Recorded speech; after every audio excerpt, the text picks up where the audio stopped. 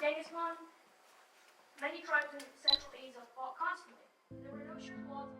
I need not pause to say how very delighted I am to be here today to share with you, the students of Barrett Junior High School. I want to ask you a question, and that is, what is in your life's blueprint?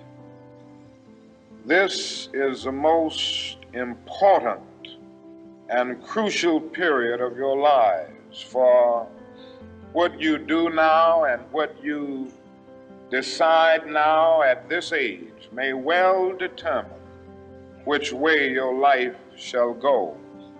And whenever a building is constructed, you usually have an architect who draws a blueprint. And that blueprint serves as the pattern, as the guide, as the model for those who are to build the building. And a building is not well erected without a good, sound, and solid blueprint. Now, each of you is in the process of building the structure of your lives. And the question is whether you have a proper, a solid, and a sound blueprint.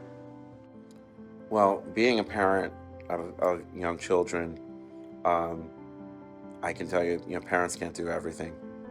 And parents need, and children need, comprehensive services like what the Y has to offer. It is, it's really part of the village that everyone needs to raise children.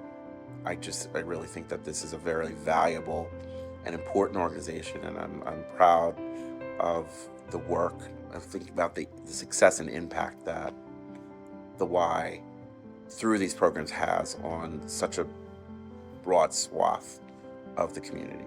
The YMCA has helped me develop my personal blueprint by bettering my knowledge about the world, speaking, and leadership abilities. Through these programs like Model UN and Youth in Government, I've really gotten to richly engage with the current state of the world.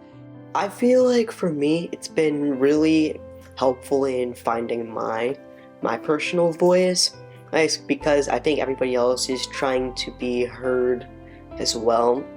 And I think that gives you all the more reason to put yourself out there, stand up for what you believe, and make a statement and say, hey, this is who I am.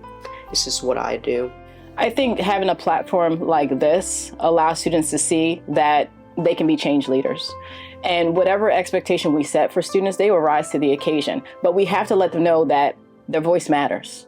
And to be able to use that voice on any platform and any way that they see fit, they can definitely inform the future. And I think once we express that to students and express that to youth, we will see the change in the leaders inside of them. Building community it takes work, it takes effort, it takes understanding. Building a better future takes ongoing efforts to work together, to identify problems and to solve them. And in all those, we need young people to participate, and we need to hear young people's voices. My great-grandfather was one of the first members of the MLK Commission of the state of New Jersey.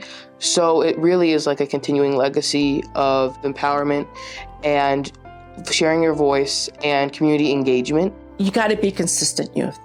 You just can't come out once a year to say that you want to be part of something. Make it a habit of doing it every day. That's the message. You can't just volunteer at Christmas or at Thanksgiving. You have to be there every day. Get involved. Turn to your community leaders. Call up the Y. They'll figure it out for you. But without getting involved, we can't move forward.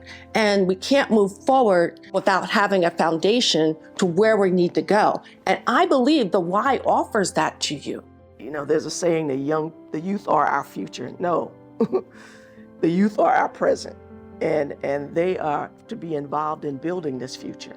So we need to continually encourage them, call them to make their voices known. And I know me personally, before investing into these programs, I had no interest in government, advocacy. I was really STEM focused. But now I'm interested in combining STEM, such as environmental science, with advocacy to do local programs such as environmental advocacy. And I will continue to participate in these programs to continue to grow my future and set that blueprint. And I think we're going to see more kids stepping up and participating. But at the end of the day, these kids are impressive. Those essays are really impressive. And I think our future is really bright. Just seeing what's been coming to the table, what we're seeing in our kids these days. I'm very optimistic about what's ahead for our community.